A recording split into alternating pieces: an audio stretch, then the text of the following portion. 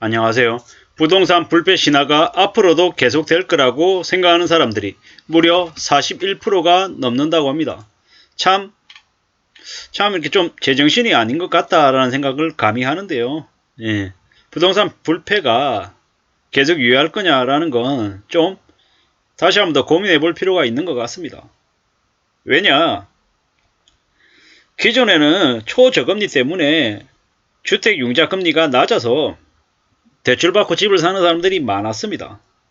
저금리로 이자 수익이 적어지자 은행들은 더 수익을 내기 위해서 상환 능력을 고려하지 않고 더 많은 사람들에게 대출을 내줬죠.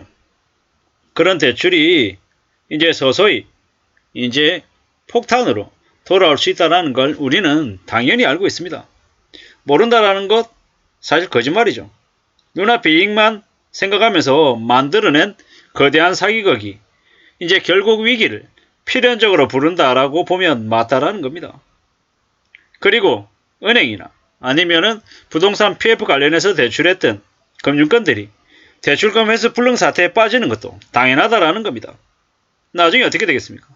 사정을 잘 모르는 사람들이 그 금융권에 돈을 맡기고 또 이자를 받겠다고 생각했던 사람들이 대거 이제 어려움을 겪을 수밖에 없다라는 겁니다.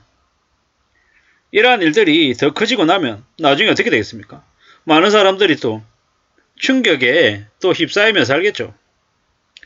이건 뭐 개개인들의 뭐 한두 명의 사기꾼들이 만든 게 아니라 거대한 카르텔이 만든 거다라고 보면 맞을 것 같습니다. 아무리 좋은 대학을 들어가고 좋은 학위를 받고 좋은 일자리를 가져도 저 부동산 투기, 저 탐욕에 잘못 거려들면 그냥 인생이 그냥 엉망이 될 수 있다라는 거죠. 우리가 현실을 좀 긍정적으로 낙관적으로 바라보는 게 좋다라고 많이 얘기하는데 지금은 너무 많은 사람들이 위기로 내몰려 있는 상황이다라고 보면 맞겠습니다. 취약계층들이 경제적인 약자들이 더 삶이 어려워지고 있다라고 보면 맞죠. 많은 생각들이 들더라고요. 저렇게 국민 개개인들을 사람들을 어려움에 처하게 하고 착취당하게 한 이 지금 현재 기득권 시스템들이 많은 사람들을 더 힘들게 만든 것 같다.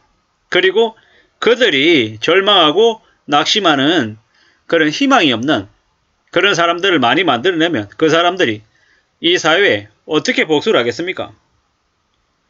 그 평범한 사람들이 아무리 발버둥 치고 나아지려고 애쓰고 또 노력해도 안 되면 어떻게 되겠습니까? 조크가 되는 거죠, 조크. 통장에 돈은 남아있지 않고 먹고는 살아야 되겠고 이래저래 가족 분량을 해야 되는데 그게 뜻대로 안 되면 그들이 뭐로 변하겠습니까? 폭도로 변한다라는 겁니다. 물론 조크가 방화를 하고 사람을 죽이고 하는 모습 자체는 분명히 잘못된 게 맞습니다. 그런데 그러한 모습을 누가 만들었냐?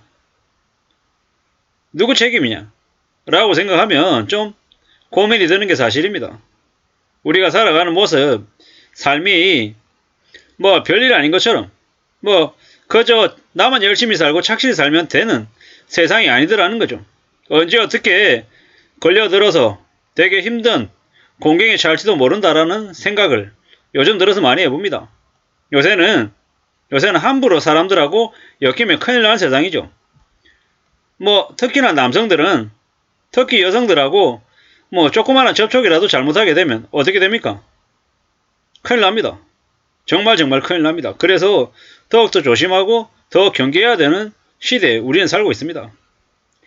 굳이 그렇게 살아야 되나? 너무한 거 아니냐? 라고 얘기하는 사람들도 분명히 있을 텐데 지금의 현실이 그러합니다. 그렇기 때문에 더 우려하고 더 염려하면서 더 경계하면서 사는 게 좋겠다라는 겁니다. 그래야 자기의 삶을 그리고 가족의 삶을 지켜낼 수 있을 것 같습니다. 그래야지 우리는 살 수 있는 시대를 지금 현재 맞이하고 있다라고 보면 맞다라는 겁니다. 앞으로 우리네 삶이 언제 어떻게 흘러갈지 아무도 모른다라는 겁니다. 충격적인 일들은 계속 벌어지고 어떻게 흘러갈지 매우 불안하고 매우 우려스럽고 매우 암울한 것밖에 없다라는 겁니다. 지금은 한국의 경제가 다시 되살아나기 어려운 지금 너무 많은 거품과 너무 많은 부채들에 짓눌려 있습니다. 그러한 것들을 좀 갖춰 나가려면, 다듬어내려면 어떻게 해야 되겠습니까? 지금의 그 거품들, 그 부채들, 채권들을 어떤 식으로든 좀 바로잡을 필요가 있는 거죠. 바로 잡혀야 되는 거죠. 그러한 것들을 정리를 해야 된다는 겁니다. 지금 그런 것들이 정리가 되려면 어떻게 해야 되겠습니까? 메스를 대야 되는 거죠. 메스를. 칼을 대야 되는데 그런 칼을 대고 좀 제대로 된 삶을 살 수 있게끔, 한국의 경제를 바로잡을 수 있게끔 좀 제대로 된 역할들을 하는 곳이 지금 있겠냐라는 거죠. 없다라는 겁니다.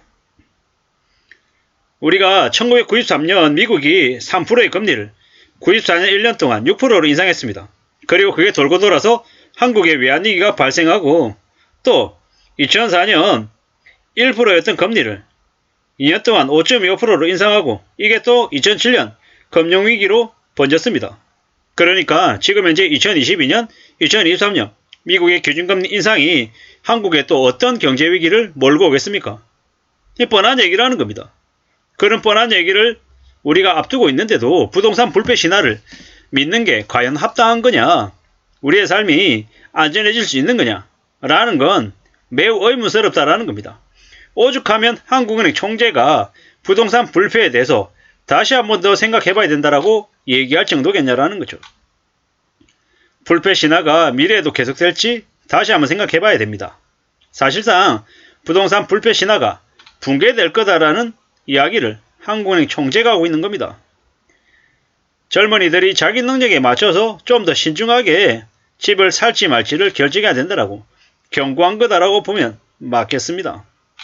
지금 여전히 부동산 불패 신화 이렇게 믿다가는 저 부동산 불패가 아니라 자기 인생이 필패할 수 있음을 명심 또 명심해야 될 것 같습니다. 매우 무서운 얘기입니다. 미국의 1993년 3%이던 걸 94년 1년 동안 6% 인상, 2004년부터 5년, 2006년 5.25%를 인상, 그리고 2007년 금융위기 촉발. 이게 뭘 의미하는지 다시 한번 더 잘 생각해 볼 필요가 있습니다. 그리고 미국이 2022년, 23년에 걸쳐 기준금리를 인상한다. 인상하고 있죠, 지금. 그러고 난 다음은요. 아마 시간차를 두고 대략 한 3년 뒤쯤부터 해서 한국의 경제위기가 온다 라고 보면 맞다라는 겁니다. 2022년, 23년 그 다음에 24년, 25년 한국은 26, 27쯤에 시간 간격을 두고 경제위기가 터질 것 같다. 그때가 되면 부동산이 완전 바닥으로 내동댕이 쳐질 것 같다 라는 생각이 들어서 말씀을 드려봤습니다. 이상입니다.